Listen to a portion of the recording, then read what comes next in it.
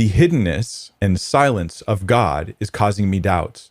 Is there any advice or help you can offer, such as that God is silent now because revelation has been completed with the New Testament? Thanks. So, Mike, the hiddenness of God is one of it's simultaneously a philosophical argument against God's existence, or at least against God's love. And on the other hand, it is also a very emotionally heavy and influential argument. This kind of hits both. And the hiddenness argument goes something like this. And I'm just going to, something like this. I don't have a syllogism before me to present to you, but it goes something like this. Hey, if God really loves people and he wants them to know him and he wants them to follow him, then he would make efforts to reveal himself to those people, right?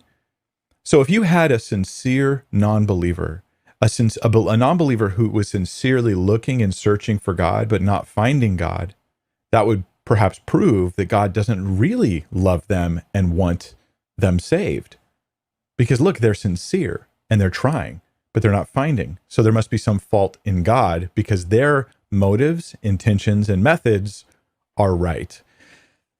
This is the divine hiddenness thing. God's hiding from this person, this hypothetical person. Problem with the divine hiddenness argument, though, is not the logical aspect of it. Because I can easily say, hey, humans have all sorts of layers of desires and wants.